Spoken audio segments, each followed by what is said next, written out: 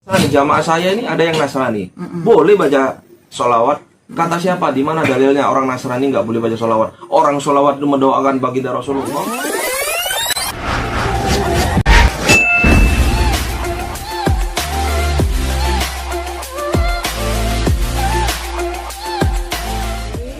Bersama Ratu Kencana Wungu Channel. Ya, assalamualaikum warahmatullahi wabarakatuh. Alhamdulillah sekarang yang tadi aku bilang ya kan mau ketemu dengan seseorang yaitu Ki Sambung Roso. Sekarang aku sudah bersama beliau nih ya kan. Beliau ada di samping aku. Alhamdulillah senang banget Ki Sambung Roso bisa ketemu ya. Terima kasih. Iya, senang banget bisa bersilaturahmi dengan Ki Sambung Roso yang fenomenal. Dan kebetulan alhamdulillah aku juga didampingi, ditemani oleh abangku yang bernama Bang Haji Ridwan. Bang Haji Ridwan, apa kabar? Alhamdulillah, kabar baik. Alhamdulillah, ya kan. Barakallah. Amin, ya kan.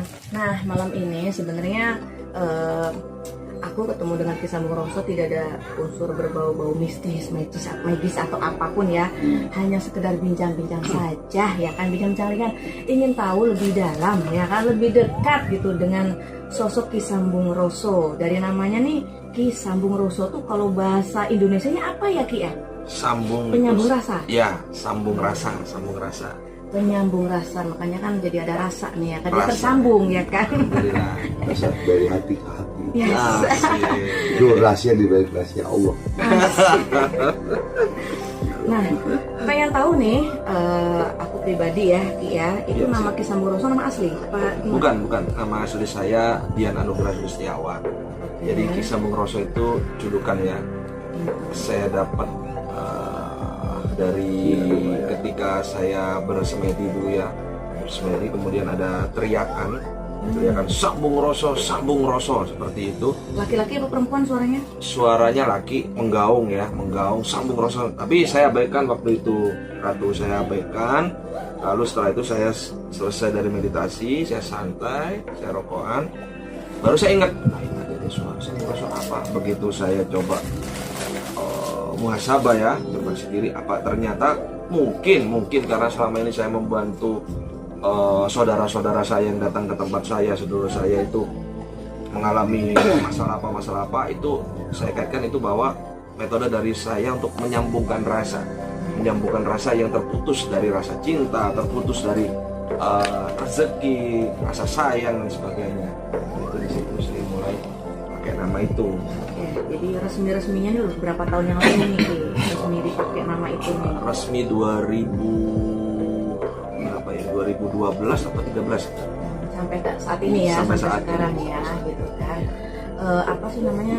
Ini di belakang saya ada baca tulisan Ki Sambung Roso Spiritual Sambung Roso. Education. Iya. Jadi di sini salah satu untuk belajar juga ya, belajar ilmu apa gimana tuh? Iya, jadi Sambung Roso Spiritual Education itu di mana teman-teman yang ingin meningkatkan jiwa spiritual, yang ingin mempelajari ilmu gaib ya, bahasa umumnya itu gaib, bahasa pekerjaannya itu ilmu metafisika atau ilmu supranatural.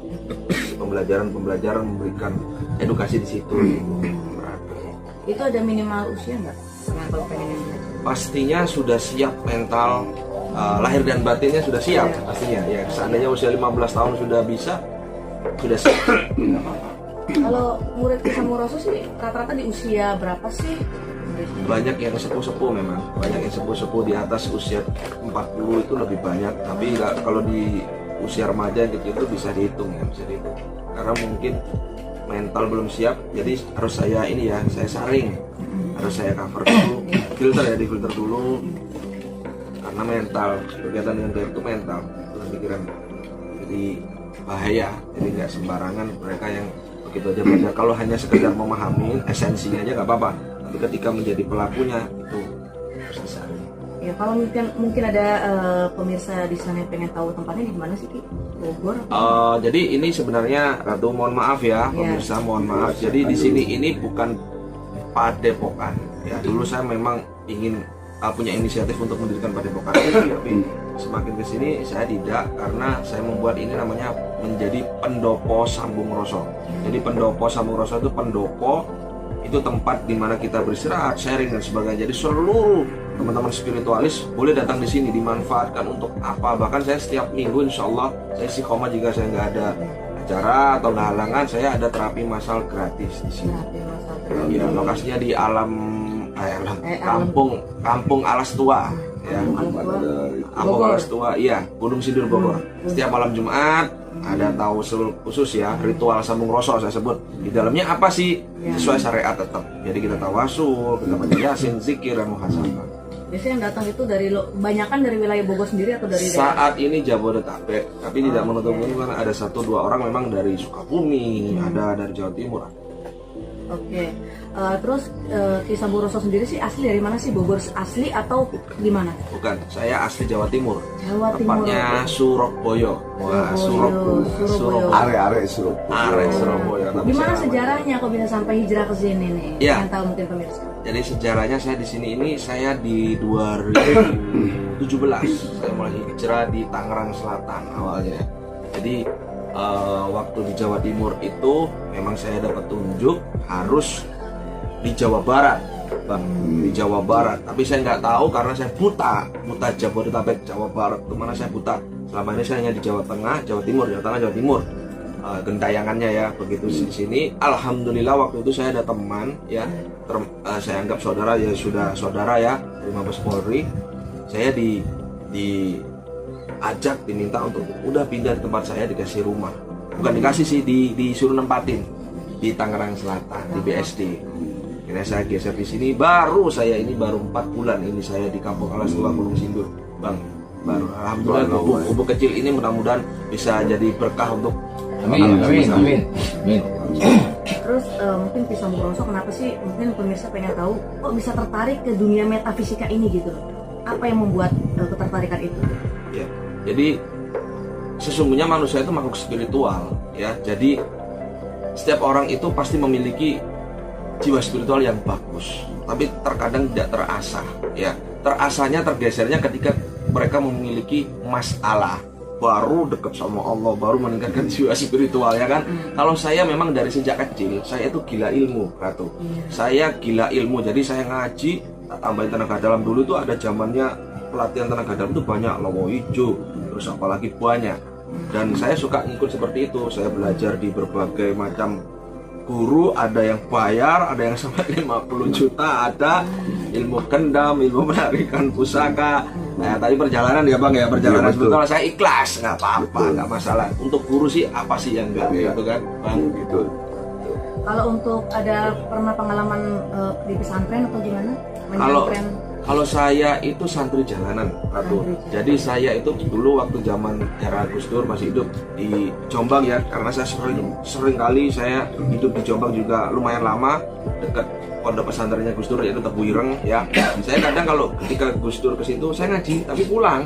Itu saya sebut santri jalanan, dan saya memang ikro saya di jalanan. Jadi membaca situasi alam semesta itu saya anggap ikro. Karena Rasulullah kan ikro membaca Al-Quran. Kalau Ki Samburoso ikro-nya membaca situasi yang terjadi selama ini. Ketemu dengan Ratu ini akan saya baca, saya ikro apa makna dibalik abangku ini kesini, saya akan baca ikro apa, dan saya akan tafakur, saya akan berpikir kenapa Allah mempertemukan seperti itu. Jadi saya nggak pernah menyembangku pondok pesantren, mohon maaf, tapi saya selalu belajar ilmu-ilmu Allah termasuk Al-Quran semampu saya. Ada nggak Ki pengalaman ngobatin orang yang sampai benar-benar sampai kewalahan atau apa lagi, pengalaman yang benar-benar maksimal banget seperti apa sih gitu? Kalau untuk terapi memang metafisika itu memang berat ya Bang ya, memang berat ya. Tapi kalau selama ini saya sih alhamdulillah saya diberikan kemudahan Allah untuk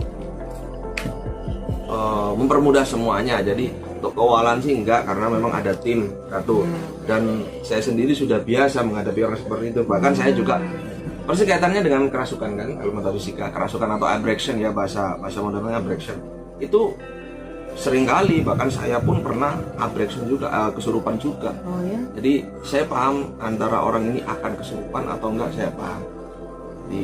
Insya Allah, alhamdulillah sampai detik ini saya diberikan kemudahan, jadi tidak ada kendala yang fatal ya, belum pernah, dan jangan pernah kalau bisa. Amin. Gini Ki, aku juga penasaran ya Ki. Siap. Aku di badan aku nih, diri aku pribadi ya, kan aku sering ditipu nih Ki, ya Siap, kan. ya. Setiap berbisnis ditipu, dan itu sifat bisnisku memang sifatnya berisiko ya, karena investasi. Jadi tidak ada jaminan Ki. Misalnya aku naruh terakhir kemarin hampir 2 miliar lah, lebih malah gitu kan. Tiba-tiba ya orangnya menghilang begitu aja. Jadi itu terakhir nih aku ditipu yang besar tuh ya kan. Sebelumnya sih habis-habisan nih saya gitu. Ada nggak aku minta doa dari Ki Samoroso, di badanku nih ada apa-apa, ada yang nutup gitu ya, ada nutup rezeki atau apapun lah gitu. Coba aku pengen tahu, Ki, penasaran aku gitu. Jadi ini bukan mekanisme atau bukan teknik terawangan ya Bang Haji ya, mohon maaf ya karena saya bukan pakar terawangan. Cuman saya bisa merasakan energi yang terbentuk dalam tubuh kita, ini termasuk auranya ya. Sebenarnya aura bagus. Kalau saya lihat aura bagus, energinya juga bagus. Tinggal ditingkatkan jiwa spiritualnya. Hambatan itu setiap orang itu pasti ada, Ratu, ya kan? Pasti ada sedulurku ya. Jadi kalau bicara mengenai amalan itu ada khusus. Kalau kita merasa seperti cocok ini ya, Ratu ini cocok. Seandainya dia saya anggap ini terzolimin namanya, terzolimin. Nah, ini ada sholawat yang selalu saya ijazahkan. Sholawat mereka-mereka yang merasa terzolimin, yaitu asikil. Jadi itu biasanya saya ijazahkan untuk dibaca minimal setiap hari, itu minimal ya 77 kali kontan. Artinya kontan apa? Nggak boleh dicicil. Jadi ketika sholat maghrib katakanlah langsung 70 kali, 77 kali selesai, atau ditambah, itu minimal. Itu amalan yang sangat luar biasa bagi saya, penyempurna amalan itu. Namanya apa namanya? Sholawat asikil. Sholawat asli bisa dibacain nggak Oke, Ki? Kayak? jadi saya lantunkan ya, kalau Ya, saya baca lantunkan. nanti Oh, iya. kurang nyambung. Bismillah, mudah-mudahan pemirsa dari channel Ratu Kenconong ini mudah-mudahan ketika mendengarkan bahkan mengikuti lantunan dari sholat asikil ini mudah-mudahan mendapatkan syafaat baginda Rasulullah. Amin. Amin. Allahumma sholli ala sayyidina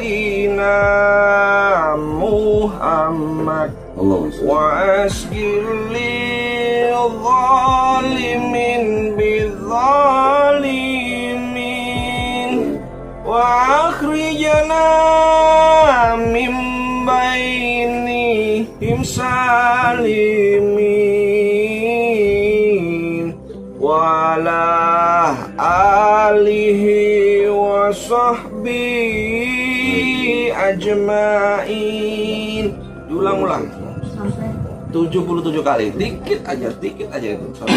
Nanti kalau memang ini pemirsa dari channel Ratu Kenconong ingin tahu itu sholawat apa, langsung aja sholawat Ki Sambung Roso, biasanya keluar itu di situ.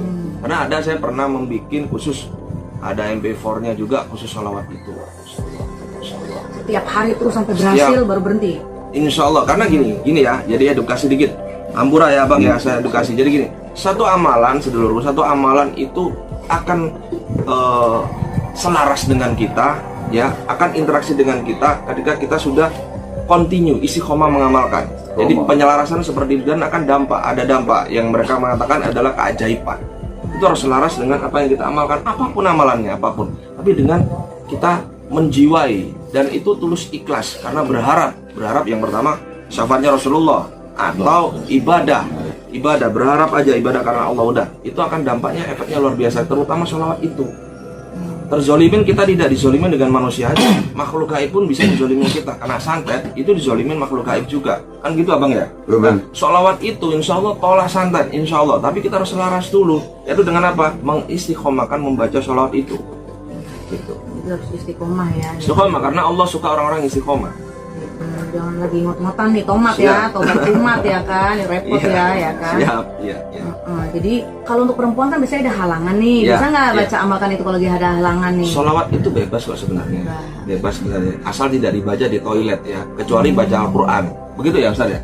Kecuali baca Al-Quran. Kalau sholat kemarin kan ada yang komentar, sholawat kok sama orang pemabuk. Nggak apa-apa, mabuk sholawat nggak masalah, nggak ada. Bebas.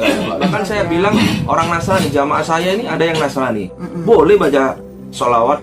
Kata siapa? Di mana dalilnya orang Nasrani nggak boleh baca sholawat? Orang sholawat itu mendoakan baginda Rasulullah. Siapa tahu dengan sholawat mereka dapat hidayah? Kita nggak tahu. Iya betul. Betul nggak? Nah, Ya. Terima kasih Ustadz Bang Haji dan Ki Sambung Roso, terima kasih. Ya pemirsa, inilah ya bincang-bincang malam ini ya. Senang banget bisa bersilaturahmi sama beliau-beliau para senior ya kan, dan yang pasti bermanfaat apa yang telah disampaikan gitu kan.